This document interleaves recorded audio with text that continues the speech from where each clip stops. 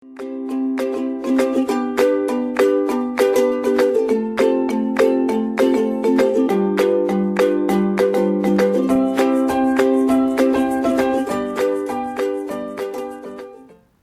friends, I am Sameer Awasthi, Associate Professor in Department of Computer Science in Babu Banarsi Das, Northern India Engineering College.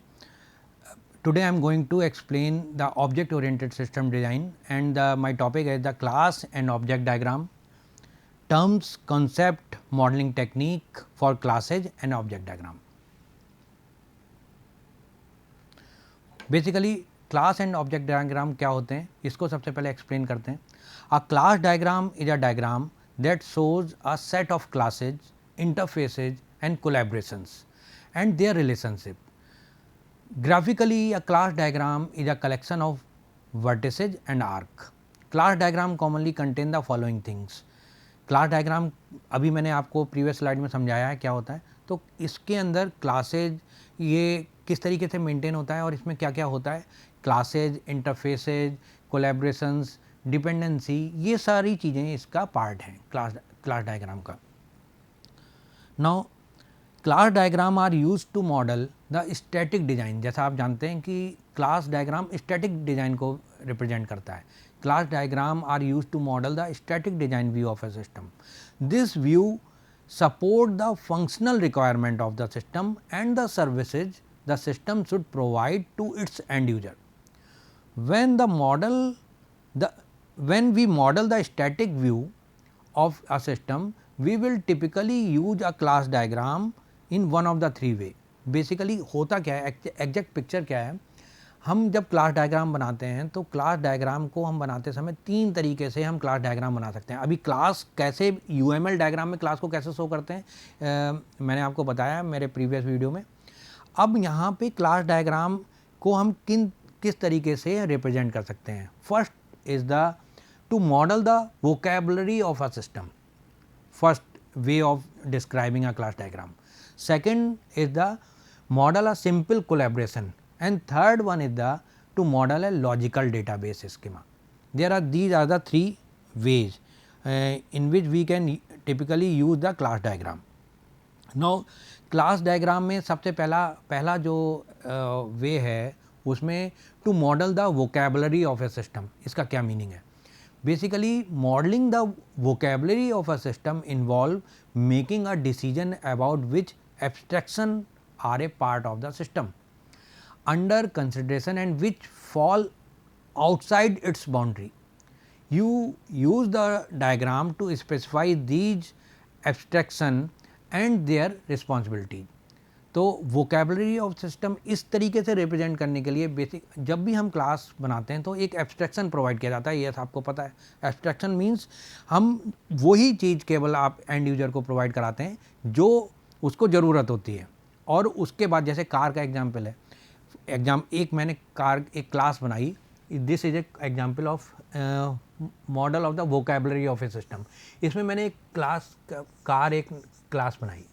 इस car class के अंदर ये live example भी हो सकता है, बहुत अच्छा एग्जाम्पल है लाइव एग्जाम्पल. इसमें जो भी फंक्शनैलिटी हैं वो जैसे सपोज करिए इसकी फंक्शनैलिटी में आ जाएगा आपको क्या, स्टीयरिंग मिल जाएगा और सीट मिल जाएंगी और म्यूज़िक सिस्टम मिल जाएगा आपके पास एंड यूज़र को. तो एंड यूज़र जो है वो इनका यूज़ कर रहा है, लेकिन इसको इम्प्लीमेंट कैसे किया गया है वो तो नहीं बता रहा. मतलब जब मैं कार चलाता हूँ तो इंजन कैसे वर्क करता है, इंजन की वर्किंग क्या है, इससे मुझे कोई मतलब नहीं है. तो ये एब्स्ट्रैक्शन प्रोवाइड किया गया है यहाँ पे. तो ये जो हम क्लास डायग्राम का जो फर्स्ट मॉडल है वोकैबुलरी ऑफ ए सिस्टम, इसमें जो एब्स्ट्रैक्शन की बात कर रहे हैं तो वो एब्स्ट्रैक्शन वही है कि एंड यूजर को पता नहीं लगता कि जो चीज़ उसको रिक्वायर्ड है हम केवल उतना ही उसको देते हैं. And second is the two model the simple collaboration. Simple collaboration, a collaboration is a society of the class, interface and other elements that work together to provide some cooperative behavior that's bigger than the sum of all the elements. Means यहाँ पे collaboration कई सारी classes हैं, बहुत सारी classes हैं, different classes हैं, उनको एक साथ एक प्लेस पे रख देते हैं और वो कोऑपरेटिव बिहेवियर है उसको हम सिंपल कोलैबोरेशन के टर्म्स में डिफाइन करते हैं. Now the class diagram. Purpose of the class diagram. Class diagram, why we use the class diagram? The purpose of the class diagram is to model the static view. As you know earlier that class diagram represent the static view of an application. So basically we can summarize the purpose in the 4 line. Means the analysis and design of the static view of an application, describe the responsibility of a system, base for the component and deployment diagram, and forward and reverse engineering means यहाँ पे अगर class diagram का कोई आपसे purpose पूछता है कि क्या क्यों आप किस लिए बनाते हो इसे क्लास डायग्राम को, तो आप इन 4 लाइन में इसको समराइज कर सकते हो. क्यों? एनालिसिस एंड डिज़ाइन के पॉइंट ऑफ व्यू से. और एनालिसिस एंड डिज़ाइन ये स्टैटिक व्यू का हो रहा है क्योंकि क्लास हमेशा स्टैटिक व्यू को रिप्रेजेंट करता है. Describe the responsibility of the system, जो भी उसकी रिस्पॉन्सिबिलिटी है वो डिस्क्राइब हो जाती हैं through a class. Then base for the component and deployment diagrams.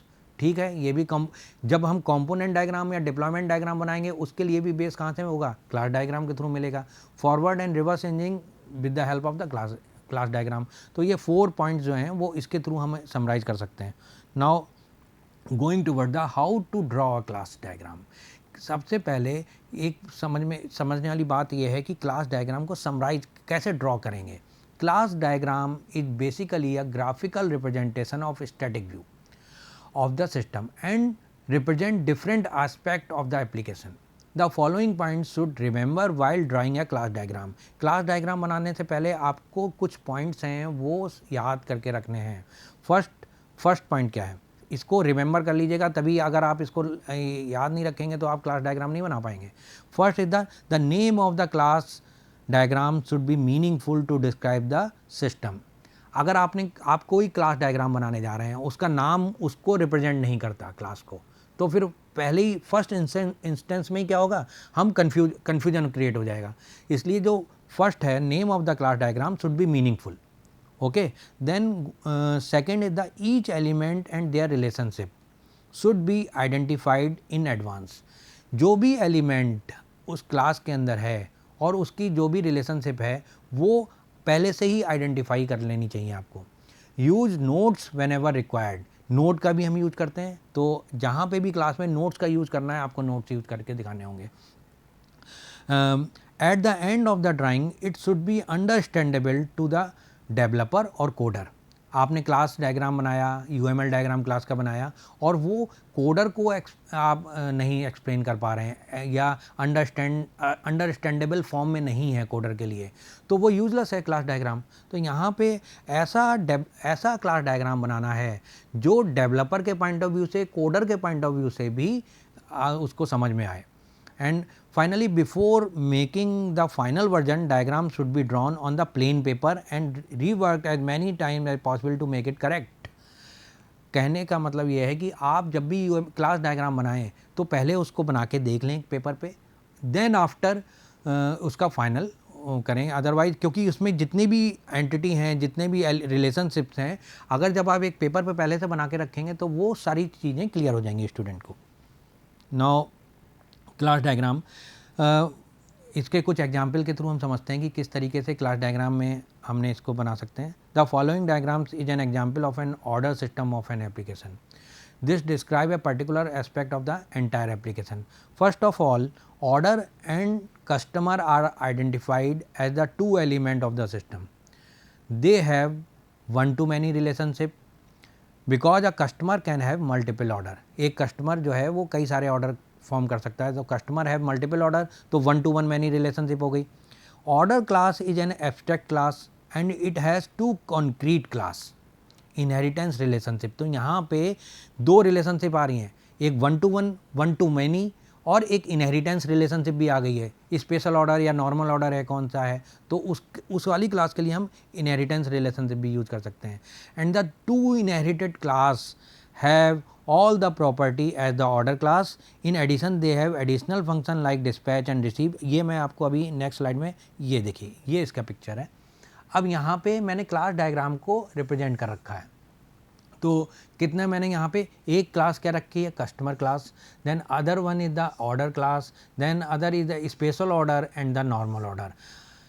Basically, this is a super class. This is a super class. This is a generalized class, and these are the subclasses. Special order and normal order are the subclasses of this super class. तो यहाँ पे customer, इनके बीच में customer and order, customer is again class and order is a super class, इनके बीच में क्या रिलेशनशिप है? तो एक रिलेशनशिप आपको कैसे डिफाइन हो गई? एक रिलेशनशिप तो यहाँ से मुझे दिख रहा है, it is one to many relationship. एक कस्टमर है, वो कई सारे ऑर्डर दे सकता है। एक कस्टमर हो सकता है कि मैंने एक सपोज करें, मैं यहाँ पे जिसकी भी बात कर रहा हूँ तो मोर देन वन ऑर्डर मैंने पास कर दिए। अगर मैं अमेजॉन की बात करूँ तो अमेजॉन पे मेरे अकाउंट से मैं एक साथ कई सारे ऑर्डर प्लेस कर सकता हूँ। तो यहाँ पे किस टाइप की रिलेशनशिप है? One to many. एक से मेरी ऑर्डर क्लास और कस्टमर क्लास के बीच में मैंने एक साथ 4 प्रोडक्ट लिए, ऑर्डर किया, तो वन टू मैनी रिलेशनशिप हो गई। स्पेशल ऑर्डर के कुछ भी, अगर मैं यहाँ पे एक ऑर्डर प्लेस करने के बाद उसको चेंज भी कर सकता हूँ, तो यहाँ पे ये डिफरेंट हो गई। तो यहाँ पे मैंने इसकी सब क्लास ली। सब क्लास ऑर्डर वाली जो क्लास है, इस ऑर्डर क्लास के अंदर 2 मैंने सब क्लास डिफाइन की। Then these sub class the special order and the normal order. Special order class consist of the date, number, attribute हो गई है, और these confirm, close and dispatch these are the functions. Again the normal order again is the subclass of this superclass order, contain the date, number and having some functions like confirm, close, dispatch and receive. तो यहाँ पे इस तरीके से आप सब class को define कर सकते हो, और सब क्लास के अंदर किसके सुपर क्लास की प्रॉपर्टी इनहेरिट हो जाती है। तो इनहेरिटेंस वाला जो फीचर है वो भी सब क्लास और इनके बीच में generalization, inheritance, many, one to many, there are several relationship exist in this scenario. Now question arise, where to use class diagram. सबसे बड़ा क्वेश्चन, एक क्वेश्चन मार्क है कि कहाँ पे यूज़ करें क्लास डायग्राम को। Then class diagram, as you know, that is a static diagram and it is used to model the static view of a system. So the static view describes the vocabulary of the system. Class diagram is also considered as a foundation for component and deployment diagram. Class diagram अगर आपके पास होगा तभी आप further move कर सकते हो deployment diagram के लिए, कंपोनेंट डायग्राम के लिए। तो बेसिक स्टोन जो है, बेसिक बिल्डिंग ब्लॉक क्या है? क्लास डायग्राम हो गया। Now class diagram are not only used to visualize the static view of the system, but they are also used to construct the executable code for forward and reverse engineering of any system. Overview अगर मैं आपको बताऊं कि in a nutshell it can be said that class diagram are used for, first of all, describing the static view, second showing the collaboration among the element of the static view, third one is the describing the functionality performed by the system, and fourth is the construction of software application using object oriented language. Now moving toward the next slide, that is object diagram, and here is an example of this object diagram. Object diagram are derived from the class diagram. तो ये class diagram से ही derive किए हैं, जैसे मैंने आपको previous slide में बताया। So object diagram are dependent upon the class diagram. Object किस पे है कि पहले क्लास डायग्राम बनी है, क्लास बना है, क्लास के बाद उसका ऑब्जेक्ट क्रिएट किया गया उस क्लास का। तो first of all we create the class and then we make an object of that class. Object diagram represent an instance of a class diagram. The basic concept are similar for class diagram and object diagram. Object diagram also represent the static view of a system, but this static view is a snapshot of the system at the particular moment. Means object जैसे ही create हो रहा है तो उसका एक instance create हो रहा है। बहुत इंपॉर्टेंट है ये कॉन्सेप्ट। ऑब्जेक्ट जैसे ही ये क्रिएट होगा तो उसका एक इंस्टेंस क्रिएट होगा, and this instance is a snapshot of that particular class. The purpose of the object diagram can be summarize. यहाँ पे ऑब्जेक्ट डायग्राम को भी हम समराइज कर सकते हैं। There are 3 points. First is the forward and reverse engineering के लिए हम ऑब्जेक्ट बनाते हैं, then object relationship of a system, and then the static view of interaction. These are the purpose for creating an object diagram These are the three purpose. Now moving toward the example of object diagram. Object diagram of an order management system. यहाँ पे मैं आपको बता रहा हूँ कि एक example के थ्रू कि किस ऑब्जेक्ट डायग्राम कैसे बनाया गया. तो मैंने एक ऑर्डर मैनेजमेंट सिस्टम का एग्जाम्पल लिया है. This is a class customer class, and customer class consists of these order 1, order 2, order 3. Order 1 class having some special order, order 2 class having some special order, and order 3 again having some special order. These are the three. Means customer class object diagram इसका एक customer है, customer class है. Order management system को हम इस तरीके से follow कर रहे हैं. तो यहाँ पे diagram, this diagram represent the order management system which we have discussed in chapter class. अभी class diagram में मैंने आपको बताया. The diagram is an instance of the system at a particular time of purchase. Basically is this example consists of the four object. First object is the customer, second object is the order, third object is the special order, and then fourth object is the normal order. ये देखिए यहाँ पे customer, order, special order and normal order. तो 4 object हैं यहाँ पे हमारे पास. There are total 4 object. One by one इन सबको कंसिडर करते हैं ऑब्जेक्ट को. Now the customer object C is associated with 3 order, order 1, order 2, order 3. These order object are the associated with special order and normal order object. तो यहाँ पे ये example को मैं एक्सप्लेन कर रहा हूँ. जो डायग्राम मैंने अभी बनाया था प्रीवियस स्लाइड में, उसी को एग्जाम्पल को मैं एक्सप्लेन कर रहा हूँ. The customer can increase the number of order in future and in that scenario the object diagram will reflected that. If order, special order and normal order object are observe, then you will find that they have some value. For order the value are 12 and 32 and 40, which are implies that object have these value for a particular moment. Here the particular time when the purchase is made is considered as the moment when the instance is captured. देखिए ये जो diagram था, यहाँ पे customer having some order 1 number is 12, मैंने ये यहाँ पे दिया. Customer having order different order that is number is 32, दोनों ऑर्डर डिफरेंट हो गए. And again having some order having 40 number. इस customer order 1 having some special order name 20, customer having order 2 having some special order name 30, customer having order 40 having some special order is name 60. तो यहाँ पे object जो आपने create किए हैं class के, उनके लिए object diagram of an order management system का ये सबसे बहुत गुड अच्छा एग्जाम्पल है. इसको समझा जा सकता है ऑब्जेक्ट डायग्राम कैसे वर्क करता है. Now moving toward the modeling technique for class and object diagram. Modeling technique, basically first modeling technique is the modeling simple collaboration. Modeling simple collaboration means identify the function or behavior of a part of the system you would like to model. Means function और behavior जो भी system का part हो उनको पहले identify कर लो. Second one is the for each function or mechanism identify the classes, interfaces, collaboration and relationship between them. Third one is the use scenario. Scenario means sequence of activity. Use scenario to walk through these things. Sequence of activity तो ज़रूरी है जिससे कि हम पता लगा पाएँ कि कैसे हमें प्रोसीड करना है. You may find new things or find that existing things are semantically wrong. That means अगर आपके पास सीक्वेंस ऑफ एक्टिविटीज़ नहीं है तो कोई भी आप इसको मॉडलिंग टेक्निक को इम्प्लीमेंट नहीं कर सकते. Fourth is the populate the things found in the above steps. For example take a class and fill its responsibility.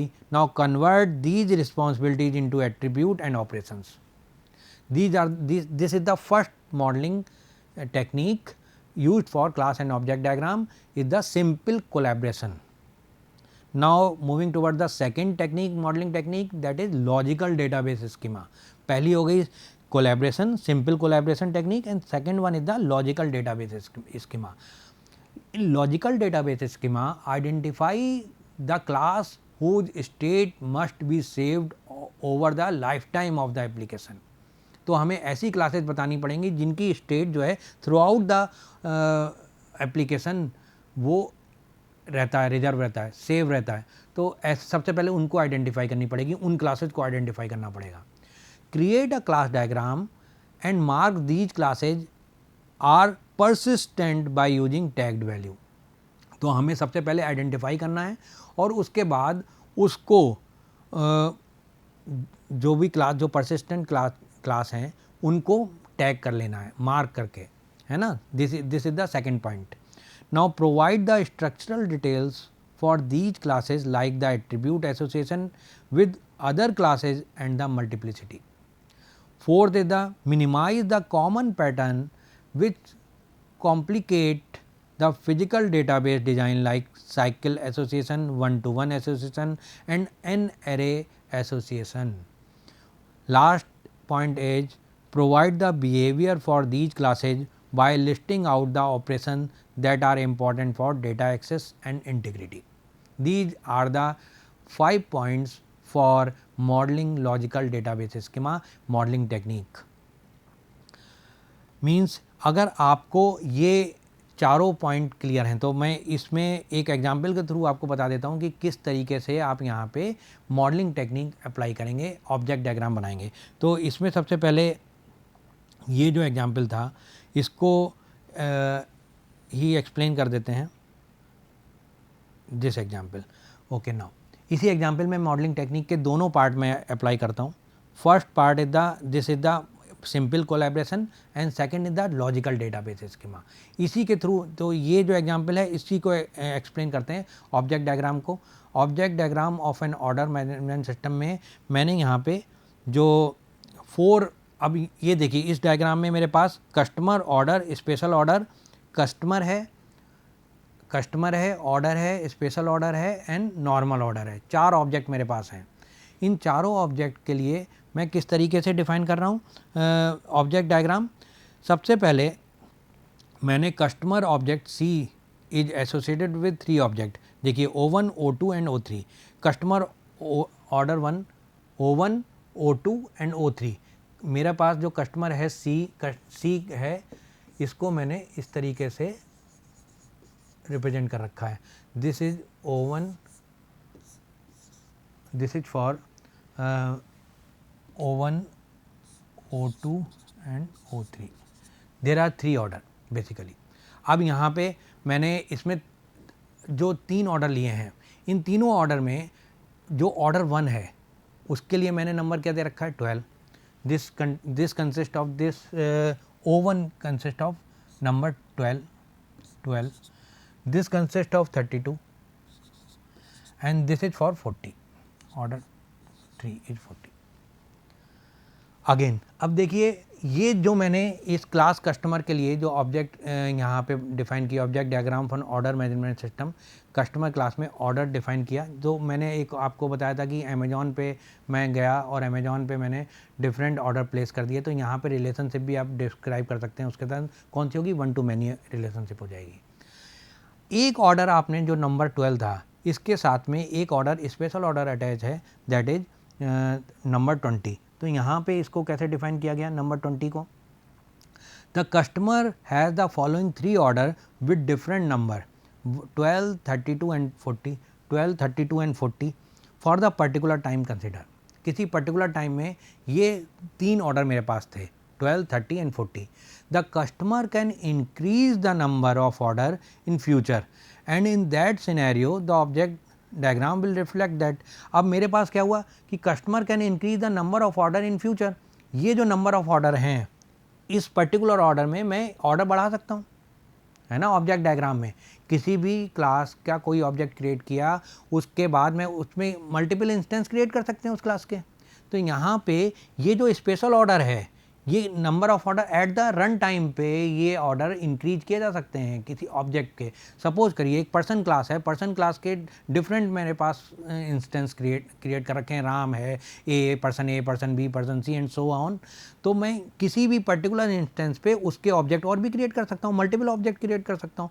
तो यहाँ पे कस्टमर एक ऑर्डर क्लास बनाई गई, इस ऑर्डर में मैं स्पेशल ऑर्डर भी प्रोवाइड करा सकता हूँ। ऑब्जेक्ट डायग्राम का पूरा ये ऑर्डर मैनेजमेंट सिस्टम है।